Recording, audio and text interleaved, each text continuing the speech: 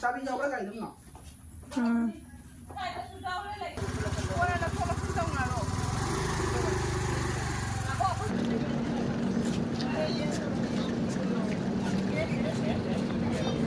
B3 여울봐. Makapin.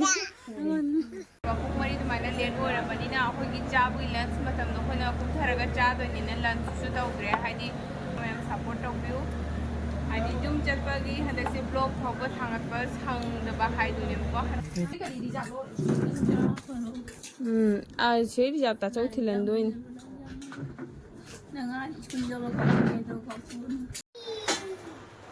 Hello इचना ma'am welcome back to my channel ma'am हाइदी नहादगी सुम लेरक्तना कमायना हौकिनो खंगाउदे नुमित 10 कुन्नीसे अदुना सुम लेरक्पदगी ngasisidि हनबा मतम जौरे ngasiसेना हाइदी अखोय ngasi हनगदबगी अयुक्नी अदो हनगदबगी अयुक्तो हंजी सिगेसिगा तन तकना लोरे सिगेसिगा तन हौरगा लेरे तनसे आइना सुमाना तौरगा थावदा हौरे हौरगा लेरे दुगा खरा मना सिगा चाकसे ngौथोएबको चाकसे ngौरे अदुगा हंजी अनि मतकप लोगेदबदो सिगेसे तन अमदि तुमी यong सिगेसिगा अखो हंजीबो हौगलोय जादेबसे अखोइना ब्रेकफास्ट तौदना लोरजो हंजीबो हौगत्रिसे यong आइना चलमदाइनेना खरा हौदोपिद्रबनी होरेंदि ट्रेनदे तुम्बा फंगोयना हौगलो हौगलो हौगलो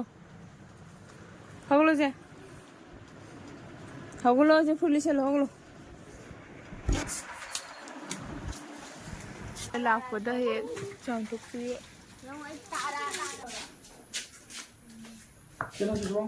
बाय बाय ना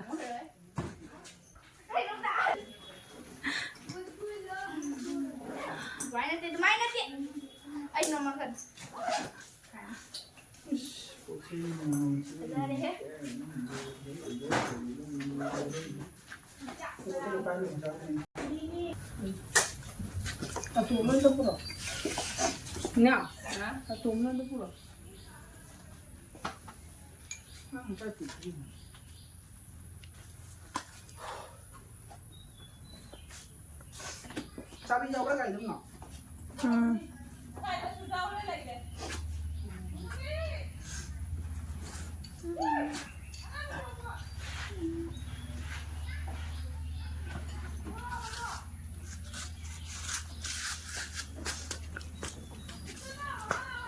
अरे चप्पल दिखा जाओगे ना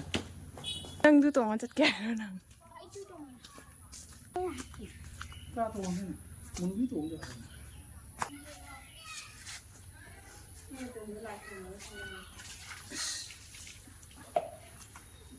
बनाओ क्या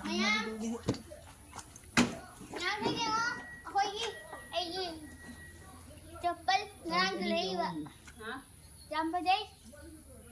ngang cái lấy vậy xin chờ đây nó ngồi lấy mình mai ngồi luôn cái gì đấy nè nào em tấn đi mà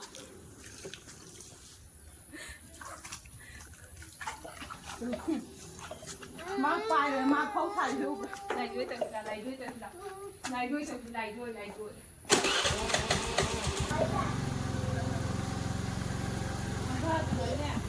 nó còn đi rồi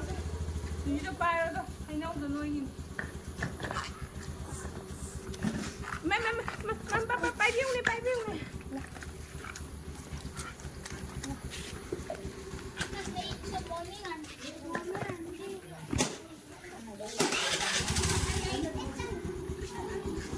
Phải đây chỉ có lấy nè.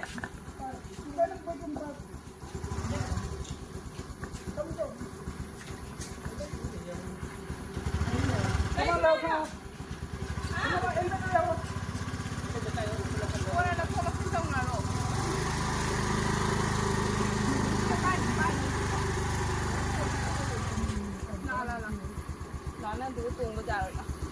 Lấy cái tàu rồi. Ta rồi. Nó không được. Cái thứ hút của anh là cái gì?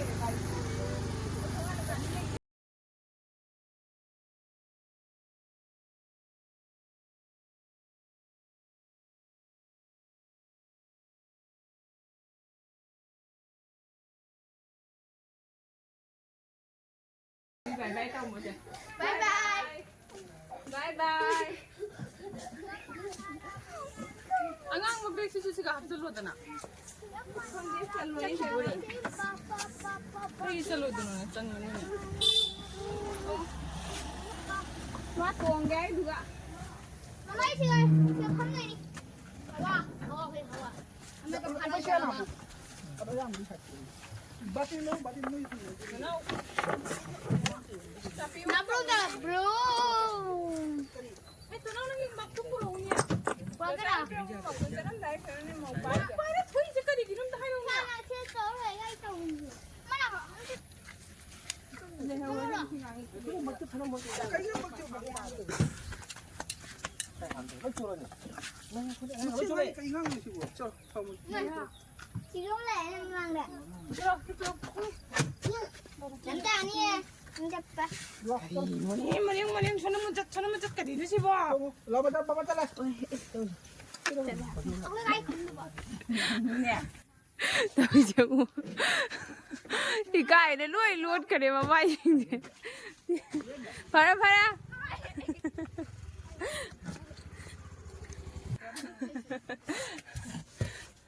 bay đâu đều không mua cái gì nữa bay đâu Bye bye. hay á thôi mày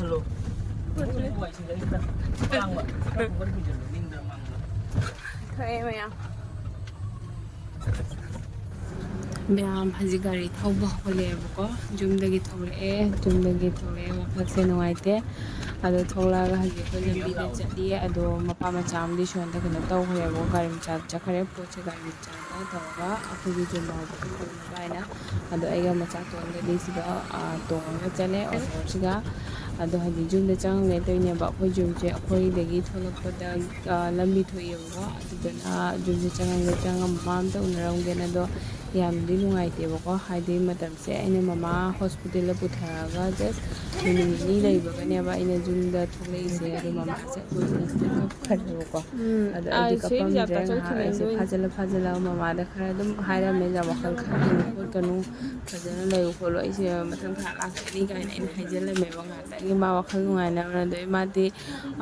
masa do ngamda lerna poje da ha pangamdra baina kai purage hena ina puren haijala maga da thole boko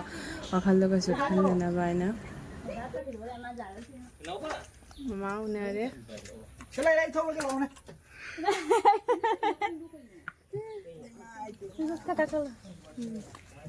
Nung chato hả Matuk sa apa? Nang ilang ban may undo patulog pula. Ang ano to? kari gibeyo cái đi đâu cái Uy, mama, mama.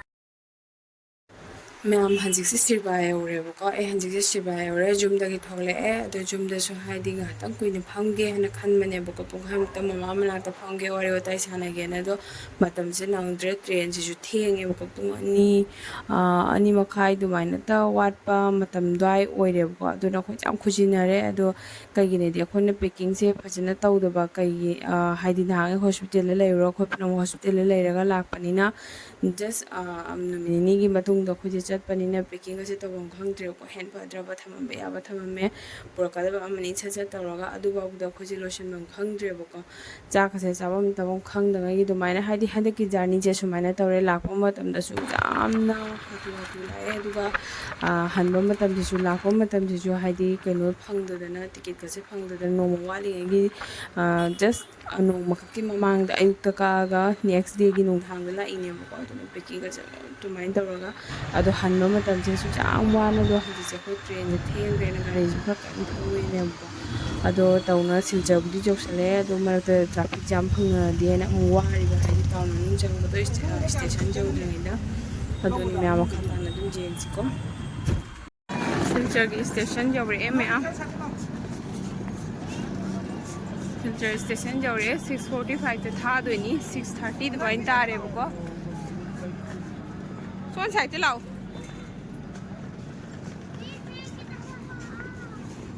B3 yung B3 जाम चंगसन गनु दोन दा सोंद लाउने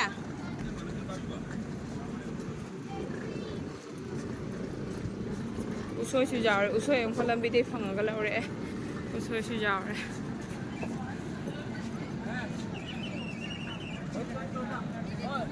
संदागी trainee B3 दा तोंगदबनी you're train से जाम फजैने train से जाम फजरमे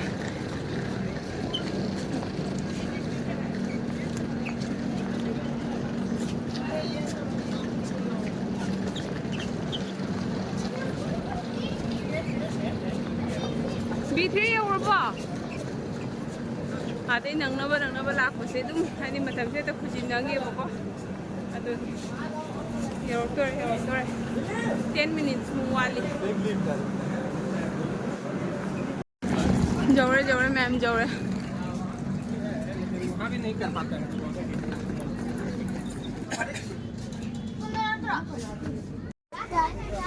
ma'am जौरे train the car जी train the car गाड़ी पोटे एडजस्ट मचादी सी जाऊन पामने वो सी के नाम ला पड़े तो वहां लगा हंदिए हंदी नाम की मां पड़ते हजी से ट्रेन न खंब दंगाई बको डाल दे रहा हूं बाद में मिनट ट्रेन वाली थागा दबा आई दादा जे कोटा तैयार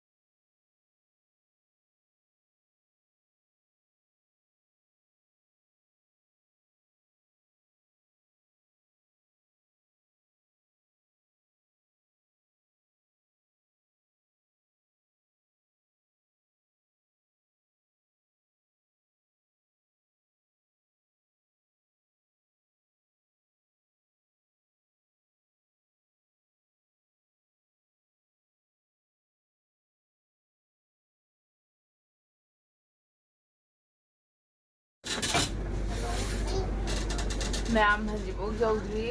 पुंग बारोदा जौगदब ट्रेनी अदो लेट ओइदना ट्रेन जाम लेट ओइरे पुंग 3 मखाई लेट ओइरे हजि पुंग 3 मखाई हेले बारोदा जौगदब ट्रेनी वारे ngang सिंगे ngaib हजि मु मनाक जौसला कांदा जौदोरे हैना पोचै लोइना कने तौबा रेडी तौलोरंगकोम हजि मु नहांग लेपग लैरेवा लेपग खितंग चलम लेपगा हौदे तौइनी नहान ट्रेन से मोय केका कनो तौखोना तौखिबदो ट्रेन अमा सोइना तौखिबदो अदुना तौरे खंगे ट्रेन से जाम कन स्पीड चु थादेबको तबदना थाय ट्रेन वारे कोय ट्रेन जर्नी ना हादी जर्नी लोसिना लेरगा हजिबो दम जौदना लेरे खोना लोसिना ले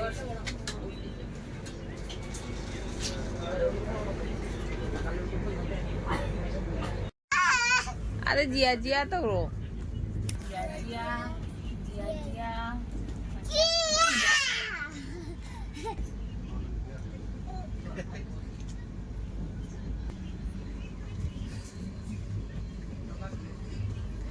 जिया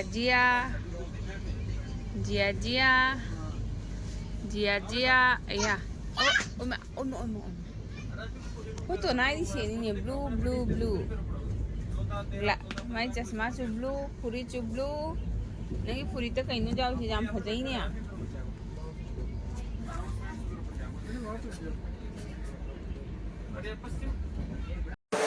मैम हजिक जौरे दिल्ली सेक्शन को वाने जोखे ngasiसे स्केलेटर लाइनी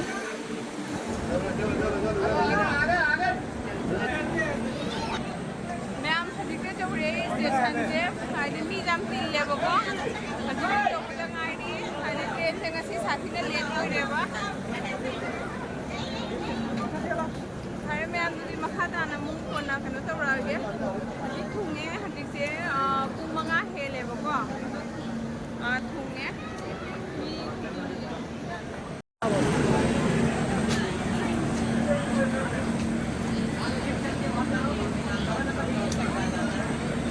मैम दिल्ली जौरे हजी चांग हातंग चागे हैना तौरी अखोगी चाक सिदा पुरे चिकन थोंबो ओइना लौरे अदुगा मचागिना पनीर थोंबो ओइना लौरे मादी पनीर चाबनिना मैम वाबना लोरे हजी कनो तोइनेबको ट्रेन से थुंगदबा मतमदा थुंग्रबनिना लंच टाइम से सोइनारेबको अदुदि मोइगी नादा लैजरा थनुगा Matan jange sih, macam tuan cakap luar, macam nggak pun bidre. Ma'am चागम दसा ये तो इदी कनो तौरेबको हाइदी ट्रेन दो पुंग मरी दुमाइना लेट ओरेबा पुंग मरी दुमाइना लेट ओरबनिना अखोगी चाबुई लंच मतम दो खोना कुथरगा चादोनिना लंच सु तौद्रे हाइदी स्नैक्स कुंबा चागुंबा थग लैरबनिना ने अदुना दोइदी कोना लंच तो लौदी लौरे कुमना दो मोय लंच तो फलमद्रे मरकता अखोगी स्टॉपेज नतब स्टेशन अखुतने फलमद्रे अदुदना हाइदी चादे लंचेख्रेबा अदुदना आंगांसिंग दो खदो चाकाबे दो जाम द चागे तौरी न्यू दिल्ली स्टेशन दने मको मैम फरे चकचारगे मथंग ब्लॉग अमु थेंगारसी गसिगी मखाता ब्लॉग की दिल्ली दगी होइरानी thank you so much ma'am promotion ma'am support तौबिउ आदि जुम चटपगी हदसे ब्लॉग थोबो थांगतबा सांगदबा हाइदुने मको हदसे अदुनि मैम मताक से ब्लॉग से लसलगे गसिगी बाय बाय